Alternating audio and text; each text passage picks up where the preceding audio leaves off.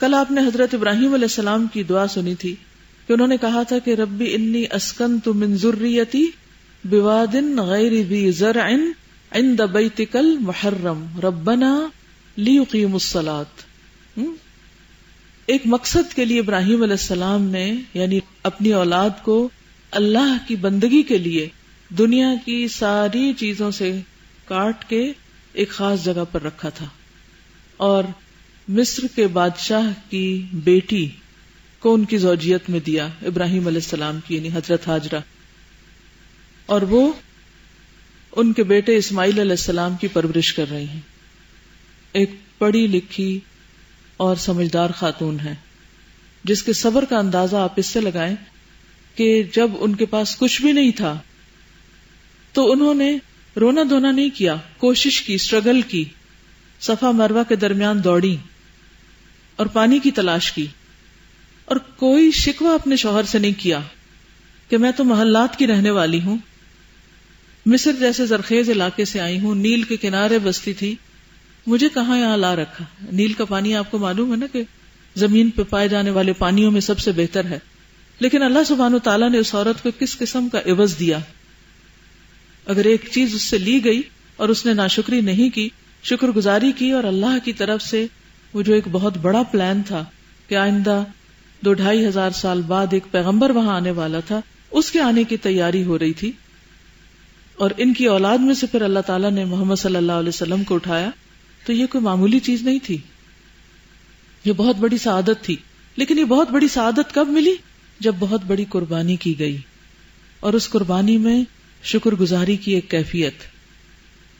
تو ابراہیم علیہ السلام جب یہاں پر لا کر اپنی اولاد کو بساتے ہیں تو یہاں کا دین یعنی آغاز کہاں سے ہوتا ہے؟ دین ابراہیمی یعنی دین توحید سے، جس میں کسی قسم کے شرک کی کوئی ملاوٹ نہ تھی.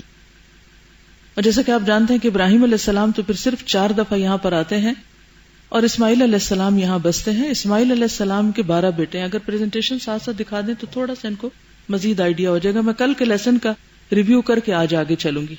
اسماعیل علیہ السلام کے 12 بیٹے ہیں، جن میں سے تقریباً سب گمنامی کے اس میں چلے گئے سوائے قیدار کے، قاف یا دال الف را، قیدار. حضور صلی اللہ علیہ وسلم انہی کی نسل سے. کل بیچ میں سے کچھ حصے میں نے تفصیل کے ڈر سے چھوڑ دیے تھے، تو مختصراً یہاں آپ دیکھیں گے، اور کچھ آج جو ہم آپ کا نسب نامہ پڑھیں گے اس میں ان کو بھی منشن کر دیا جائے گا. میں نے اس 2000 سالہ تاریخ کے اندر سے صرف اہم لوگوں کو ہائی لائٹ کیا جنہوں نے ایک خاص مقام پیدا کیا، اور اس کے بعد وہ منظر ایوالو ہوتا گیا جہاں پر نبی صلی اللہ علیہ وسلم تشریف لائے. یہ آپ دیکھیے تھوڑا سا اس میں آپ دیکھیے اوپر عرب اقوام لکھا ہوا ہے، عرب بائدہ، عاد، سمود، عمالقہ وغیرہ رائٹ سائڈ پہ.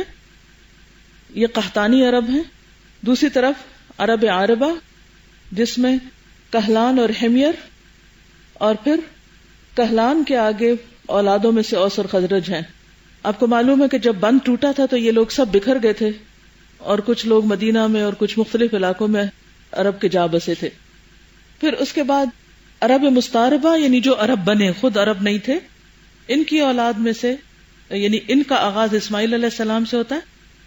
ان کو عدنانی عرب کہا جاتا ہے کیونکہ اسماعیل علیہ السلام کی اولاد میں سے قیدار کے بعد جو اہم انسان ملتا ہے وہ عدنان ہے، جس سے پھر آگے نسل چلتی ہے. پھر آپ دیکھ رہے حضرت ابراہیم علیہ السلام کی ہجرت اور سے حران سے فلسطین، وہاں سے مصر، پھر فلسطین، اسماعیل علیہ السلام کی پیدائش اور وہاں سے ہجرت کر کے حجاز اور مکہ، یہاں تعمیر کعبہ ہوتی ہے. اور پھر نیچے آپ دیکھ رہے ہیں کعبہ کے نیچے قیدار کا نام لکھا ہوا. قیدار جو تھا اس نے مکہ میں سکونت اختیار کی، جبکہ باقی لوگ جو تھے ان کا نہیں پتا چلتا کہ وہ مکہ میں رہے یا آس پاس کے علاقوں میں بکھر گئے. مکہ میں پھر ان کی اولاد میں سے عدنان تھے، عدنان سے معد، پھر ان سے نزار کے آگے کئی بچے ہیں، ان میں سے ایک مزر ہے، مزر اہم ہے.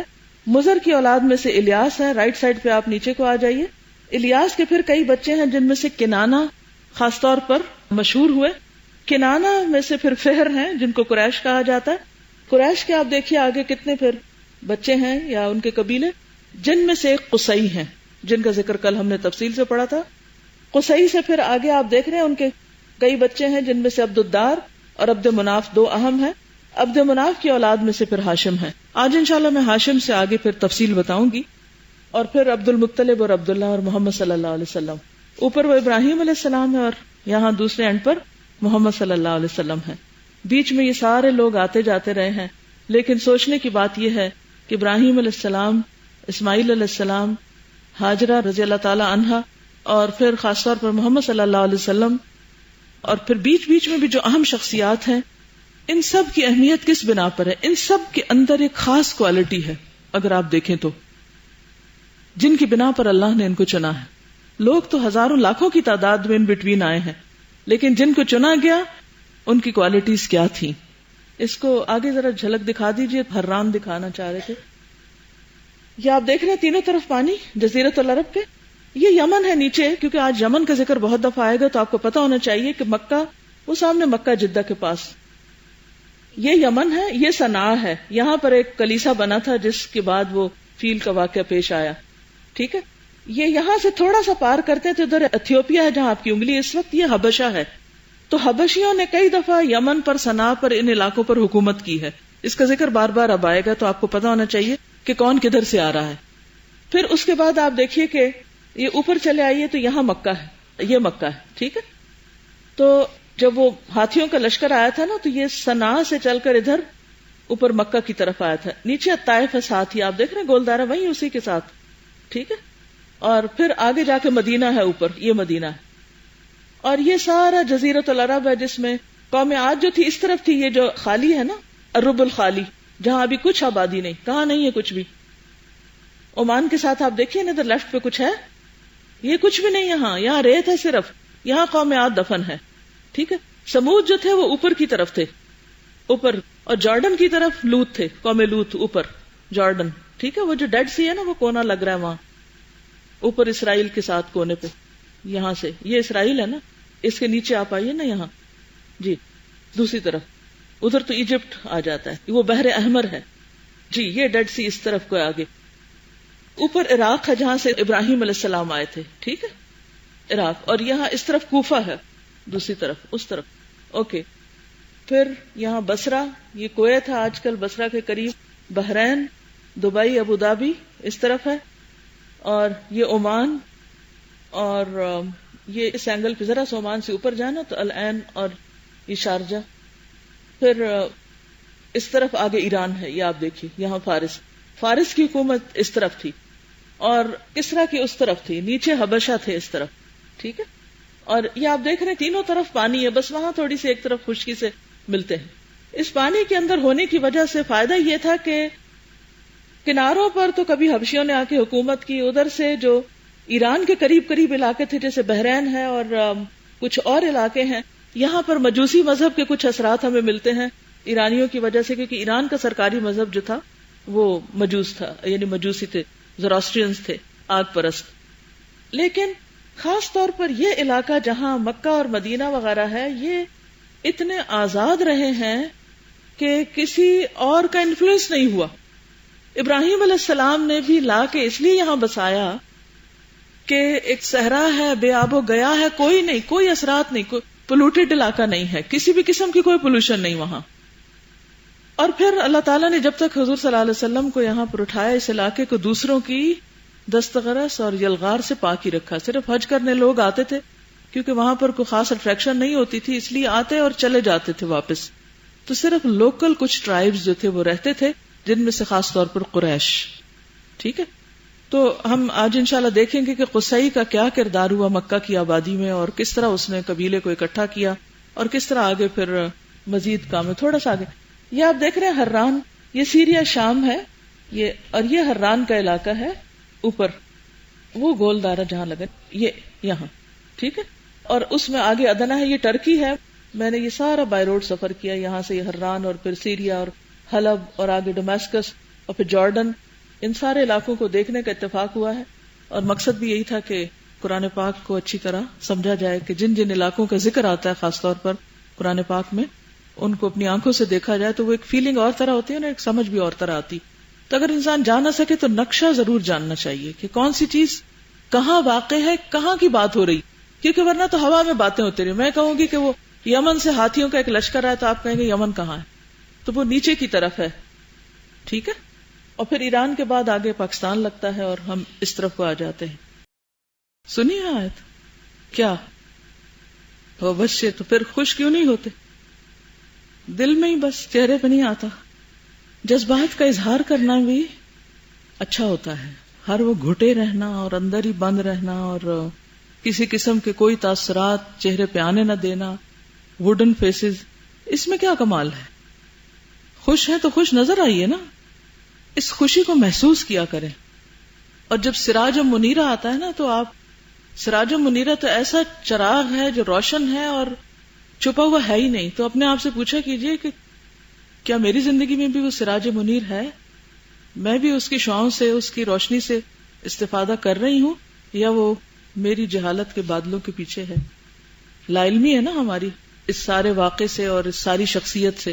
تو انشاءاللہ تعالی تھوڑی سی کوشش کریں گے کہ اس کی کچھ کرنیں بادلوں کے پیچھے سے ہم تک بھی پہنچ جائیں انشاءاللہ تعالی.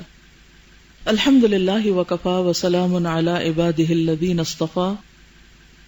حضرت ابراہیم علیہ السلام جب حضرت ہاجرہ کے ساتھ ہجرت کر کے مکہ پہنچے تو ان کے بیٹے اسماعیل علیہ السلام نے مکہ میں توحید کا آغاز کیا. خود بھی توحید پر تھے، ان کی اولاد بھی، اور تقریباً 2000 سال تک لوگ توحید پر ہی رہے. اس کے بعد جب بنو خزاعہ نے جرہم کو بھگا کر مکہ پر قبضہ کیا تو ان کا ایک سردار تھا عمرو ابن لحی. عمرو ابن لحی وہ بھی دیگر سرداروں کی طرح بہت سخی، مالدار اور بہت زبردست پرسنالٹی کا مالک تھا. لوگوں کے ساتھ بہت عمدہ اخلاق سے پیش آتا، اس لیے اس کی کوئی بات ٹالی نہ جاتی تھی. اس کا بس ایک دفعہ کوئی بات کہنا کافی ہو جاتا تھا. تجارت کی غرض سے شام کی طرف گیا جو ارض انبیاء ہے. شام کا لفظ جب ہم بولتے ہیں تو خالی سیریا نہیں موجودہ، بلکہ اس میں اردن، فلسطین اور یہ سارے علاقے آتے ہیں. جب وہاں پر وہ گیا تو اس نے وہاں کے لوگوں کو دیکھا کہ وہ بتوں کو پوچھتے ہیں. پوچھا یہ کیا کرتے ہو؟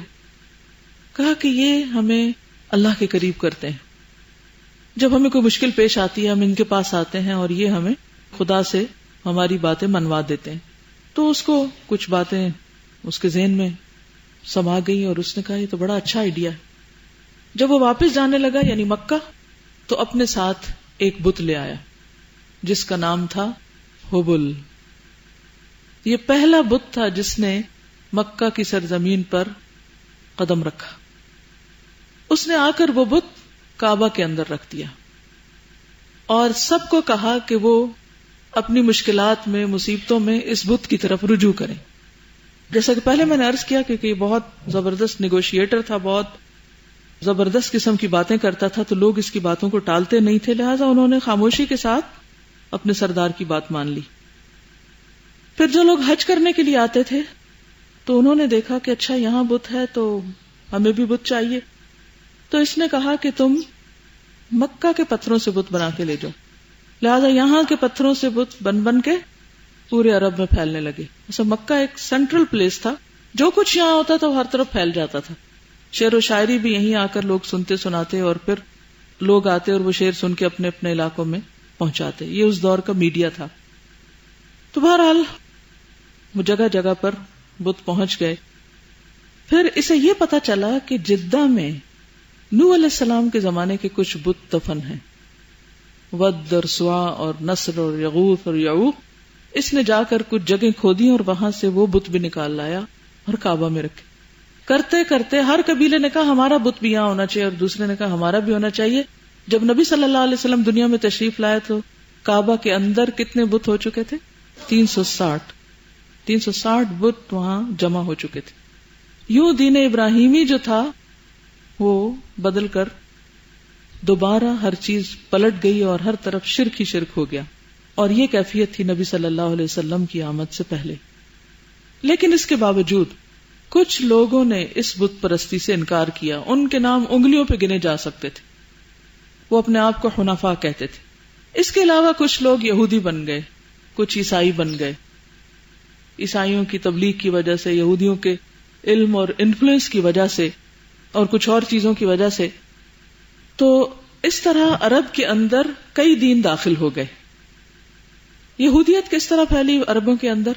آپ کو معلوم ہے کہ بخت نصر نے مسجد میں گھس کر تورات کو جلا دیا، مسجد ڈھا دی، اور وہاں کے رہنے والے یہودیوں کو فلسطین سے نکال کر تتر بتر کر دیا، غلام بنا لیا، اسیر بنا لیا. وہ بھی بھاگ بھاگ کے مختلف علاقوں میں جا چھپے. تو اس تباہی کے بعد حجاز کے شمال میں آ کر کچھ قبائل بس گئے تھے بخت نصر کے حملے کے بعد. اس کے بعد 70 عیسوی میں ٹیٹس نے دوبارہ حملہ کیا تھا فلسطین میں، مسجد پر اور ہیکل پر، یعنی بیت المقدس پر. پھر دوبارہ وہی ہوا اور وہاں سے لوگ بھاگ کر مختلف علاقوں میں پھیلے. کچھ قبائل یثرب، خیبر اور تیماء کے علاقے میں آ کر بس گئے. یثرب میں بسنے والے مشہور قبائل کون سے تھے؟ بنو قینقاع، بنو نذیر، قریظہ، بنو نذیر، بنو قریظہ، بنو قینقاع. یہ مشہور قبائل تھے جو مدینہ میں آ کے بس گئے تھے.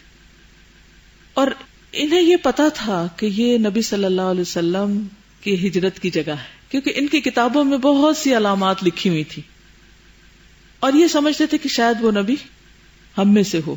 ان کو بہت اس بات کا انتظار تھا، یہ نہیں چاہتے تھے کہ بنی اسماعیل میں سے ہو. بہرحال اتفاق یہ ہوا کہ یمن کا ایک حاکم تھا جس کو تجارت اور سیاحت کا بہت شوق تھا. اس کا نام تھا اسعد تبان ابو کرب. تو یہ جو تبان تھا یہ تجارت کی غرض سے شام گیا. شام کا علاقہ تجارت کے لیے اور پھر دوسری طرف یمن کا علاقہ عربوں کے لیے تجارت کے لیے بہت مشہور تھا. اور پھر شامی یمن جاتے، یمن سے شام، لیکن جاتے کہاں سے تھے؟ یہ روڈ یہی سے جاتی تھی، یعنی مکہ سے گزر کر اور مدینہ سے گزر کر. تو یہ اسی وجہ سے مکہ جو تھا وہ تجارت کا مرکز بھی بنا، اور پھر مختلف دونوں طرف سے آنے والے تاجر یہاں جمع ہوتے تھے خصوصاً حج کے موقع پر. اور سال بھر مکہ کے لوگ دونوں طرف پھیل جاتے. سردیوں میں رحلۃ الشتاء والصیف، سردیوں میں یمن کی طرف جاتے کیونکہ وہ ذرا گرم علاقہ تھا، اور گرمیوں میں شام کی طرف جاتے جو کہ نسبتاً ٹھنڈا علاقہ تھا. تو بہرحال یمن کا حاکم جو تھا تبان سیاحت کی غرض سے یثرب سے ہوتا ہوا شام کی طرف گیا. جاتے وقت اس کو یثرب کا علاقہ کچھ پسند آیا تو اپنے بیٹے کو وہاں چھوڑ گیا کچھ بزنس ڈیل کے لیے. ابھی یہ شام میں تھا کہ اس دوران اسے معلوم ہوا کہ اس کے بیٹے کا اختلاف لوکلز کے ساتھ ہوا ہے اور انہوں نے اس کو مار ڈالا ہے. اس نے سب تجارت چھوڑی، سب کچھ چھوڑا اور آ گیا ان کے پیچھے ان سے بدلہ لینے کے لیے. اور پھر ان کے ساتھ اس نے جنگ کی. اتنے میں اس کا یعنی تبان کا جو انٹریکشن تھا وہ یہودی علماء کے ساتھ ہوا. بنو قریظہ کے 2 عالم تھے، تو ان سے اس نے کچھ مشورہ کیا کہ مجھے کیا کرنا چاہیے، کیونکہ میں نے اتنا حملہ کیا ہے، میں چاہتا یہ ہوں کہ یثرب کو ختم کر دوں، لیکن یہ میرے بس کی بات نظر نہیں آتی. تو انہوں نے کہا یہ پاسبل ہی نہیں، تم اس کو چھوڑ دو، کیونکہ یہ مہجر النبی ہے صلی اللہ علیہ وسلم، یہاں اللہ کے نبی نے آ کے بسنا ہے، رہنا ہے، اس لیے تم اس علاقے کو نقصان نہیں دے سکتے. بہرحال وہ ان سے بہت امپریس ہوا، ان کے مشورے کو قبول کیا اور واپسی کا سفر اختیار کیا. جب واپس جا رہا تھا تو اس نے ان علماء کو اپنے ساتھ لے لیا. ان علماء کے اثر و رسوخ کی وجہ سے یہ خود بھی یہودی بن گیا، یمن کا بادشاہ، اور اس کے علاقے میں بھی یہودیت پھیل گئی. یعنی مدینہ کے علاوہ یمن کے علاقے میں بہت سے لوگ یہودی ہو گئے. اس کے علاوہ یہ بھی پتہ چلتا ہے کہ راستے میں مکہ میں اس کا ٹھہراؤ ہوا، وہاں بھی مکہ والوں کے ساتھ کوئی اس کی انبن ہوئی اور اس نے ان کے ساتھ بھی کچھ برا کرنے کا ارادہ کیا. تو انہی علماء نے اس سے کہا کہ یہاں اللہ کا گھر ہے، اس کو تم نقصان نہیں دے سکتے، کیونکہ اسے پتہ چلا تھا کہ یہاں ایک کنواں ہے، کنویں میں بہت کچھ مال و متاع دفن ہے، سونے کی چیزیں ہیں اور اس طرح کی بہت سی چیزیں ہیں، جو اشارہ تھا زمزم کے کنویں کی طرف. کیونکہ یہ اصل میں یمنی تھا، جرہم بھی یمن سے آئے تھے، تو وہ روایات اس کو پتہ تھی. تو اس نے کہا کہ میں ذرا وہ سونا شونا نکال کے لے جاؤں. کہا یہ پاسبل نہیں ہے، چھوڑ دو اس بات کو. خیر بہرحال وہ اس نے کہا تو پھر مجھے کیا کرنا چاہیے؟ کہا کہ تم یہاں اس گھر کا طواف کرو. کہا تم کیوں نہیں کرتے؟ کہا نہیں، یہاں بت رکھے گئے اور ہمیں بتوں کی عبادت منع ہے، لہٰذا ہم تو نہیں کریں گے، مگر تم یہاں پر طواف کرو. بہرحال اس نے طواف وغیرہ کیا، سو رہا تھا تو رات کو اس کو خواب آئی کہ وہ اس گھر کو کپڑا پہنا رہا ہے، یعنی اس کے اوپر کسوہ ڈال رہا ہے. تو پہلا کسوہ جو تھا وہ اسی نے ڈالا تھا، پھر اس کے بعد ہر سال وہ کپڑا ڈالتا رہا، حتیٰ کہ اتنے کپڑے ڈال دیے کہ پہلا اترتا نہیں تھا اور آ جاتا تھا اور آ جاتا تھا کہ یوں لگا کہ جیسے کعبے کی دیواریں گر جائیں گی.